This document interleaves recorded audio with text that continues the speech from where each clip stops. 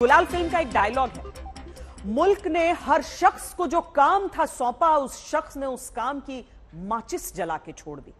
इसे याद करते हुए गौर करिए, हल्द्वानी में बनभूलपुरा की बस्ती पहले दशकों तक बसने दी जाती, फिर अचानक एक दिन अतिक्रमण बताकर हटाने का ऐलान होता है, बुलडोजर चलाने की शुरुआत होती है। याद करिए, दिल्ली के जहांगीरपुरी में बुलडोजर पिछले साल चला, नोएडा में भ्रष्टाचार का ट्विन टावर पहले खड़ा होता रहा, बाद में कोर्ट के आदेश पर गिराया गया। इन सारी घटनाओं में गिराने तो प्रशासन चल देता है, लेकिन यही नहीं सोचा जाता कि खड़ा किसने होने दिया, वो कभी सजा नहीं पाता।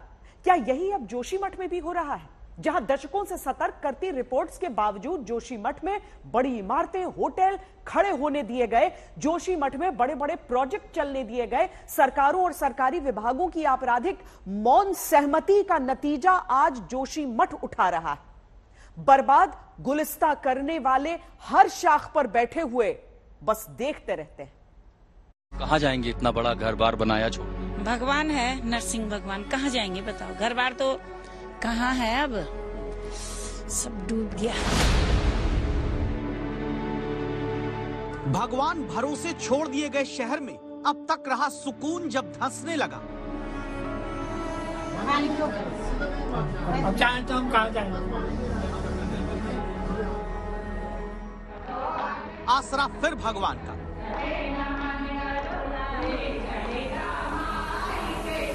सनातन हिंदू धर्म के 4 मठों में से एक जोशी मठ को बचाने के लिए भगवान का सहारा लिया जाता है।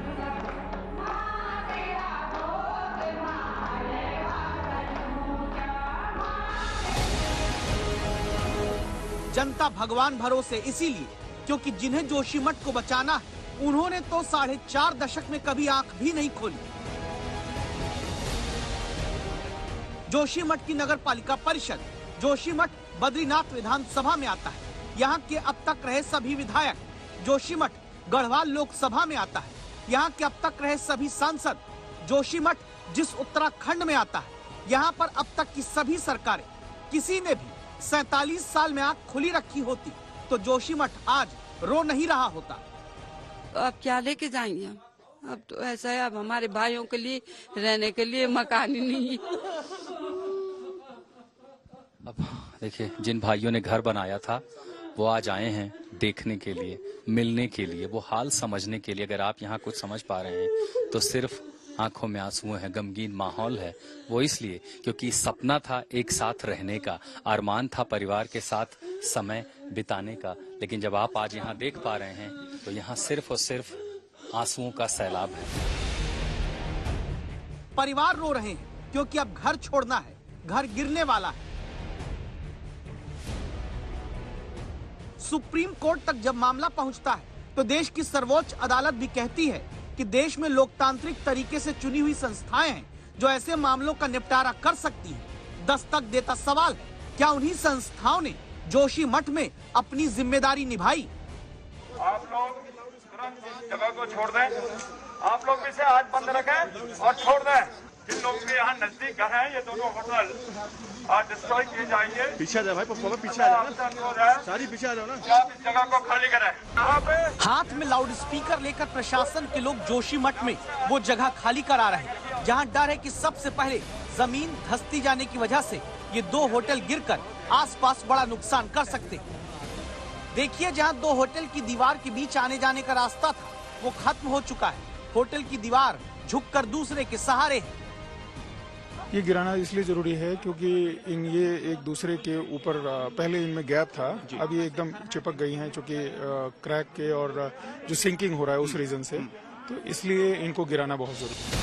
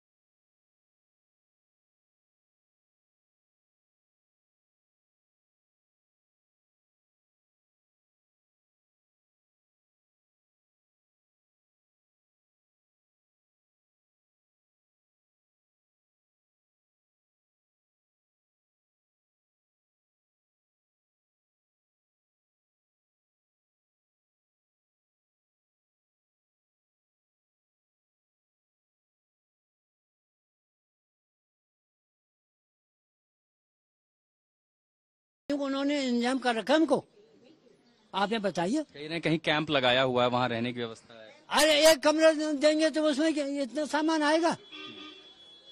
मजाक बना रखा है उन्होंने।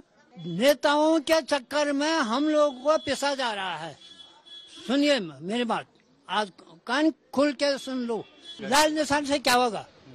उन्होंने, प्रशासन ने हमको लेबर दे रखे, गाड़ी दे रखे। सामान ले जाने के लिए मदद चाहिए आपको, बगैर वो सामान कैसे जाएगा? हमारे नेता हैं वो भी दोषी है। किसने आदेश किया ये 7 मंजिला मकान का? ये आदेश किसने दिया? तोड़ने का आदेश कौन दे रहा है? बनाने का आदेश किसने दिया? सच्चाई यही है कि किसी चट्टान नहीं बल्कि रेत और पत्थर के मलबे के ऊपर बसे जोशीमठ में इलाके की नगर पालिका परिषद से लेकर पहले लखनऊ और फिर देहरादून से चलती रही सरकारों ने आंखें बंद रखी।